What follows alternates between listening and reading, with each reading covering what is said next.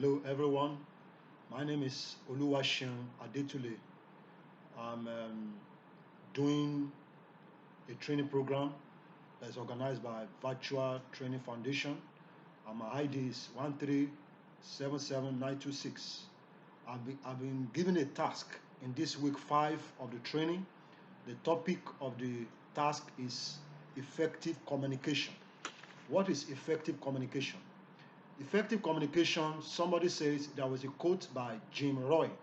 He said, effective communication is 80% how you feel about what you know and 20% what you know.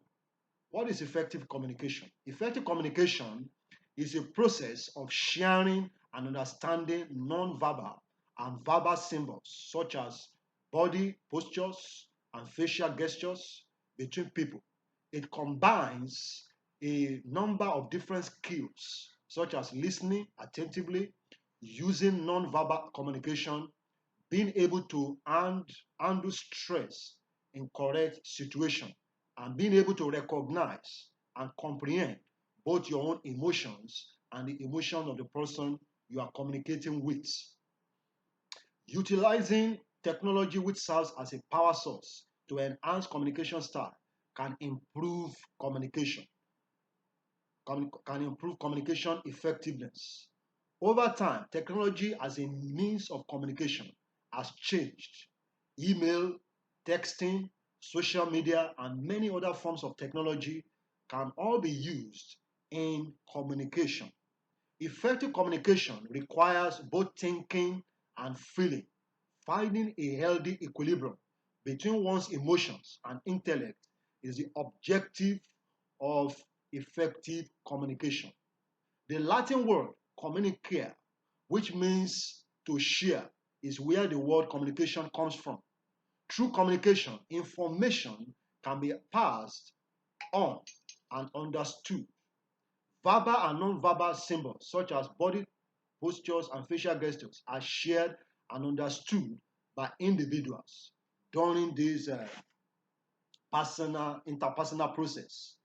One of management's most fundamental functions is communication, which enables a manager to make good decisions, devise well thought out plans, establish a sound organization and structure, and even be well connected by his associates. For managerial and organizational effectiveness, communication is essential.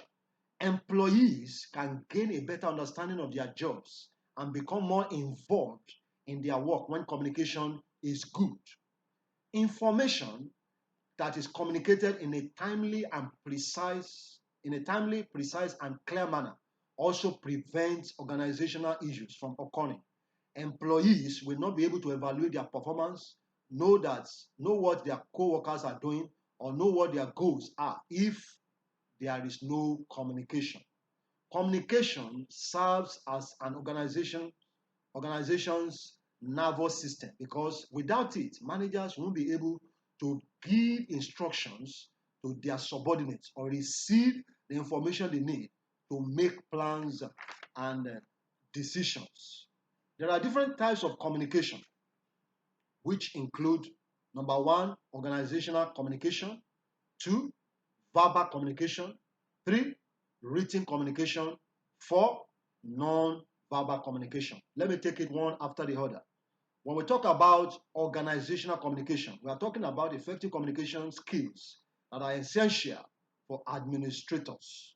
It can be divided into two. We can have a formal organizational communication or informal communication. Formal communication talk about those that are official, from superior to subordinates, or from subordinate to superior. And it could be external, maybe an organization communicating with an external body.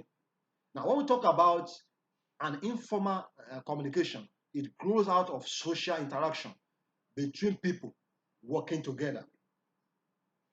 And when we talk of organizational communication, it can take place both horizontally or vertically. Information is gathered and sent to top levels. That is when we talk about vertical communication. But vertical communication, we're talking about information that is gathered and sent to top levels of management for evaluation and decision making. But when we talk about horizontal communication, we're talking about orders that are sent from where they will be implemented from the top. It's from the top. Horizontal is from the top to the subordinate, but vertical is from the subordinate to the top. Now, horizontal communication occurs whenever two parts of an organization communicate at the same level. A school management, for instance, might meet on a regular basis to talk about the, the coming months. Now, number two, talking about verbal communication. Verbal communication is a face-to-face communication which occurs directly between superiors and juniors in an organization, or maybe between farmers and the people that are working with the farmer. It can take the form of speeches, a public address, verbal exchanges, telephone conversations, telecommunications, and other artificial media like audio-visual aids, speeches, and others. It can also take a form of lectures, social gatherings, training sessions, public address systems, museum exhibition, counseling, and other similar activities, just like what I'm doing now. This is a verbal communication. The third one is written communication. It's always written, and it is usually used when the audience is far away, when a permanent record is needed, or when its preservation is necessary for use as evidence in disputes. Instructions, orders, rules, and regulations, policies, procedures, posters, memos, reports, and information bulletin are all forms of written communication. They are all forms of written communication.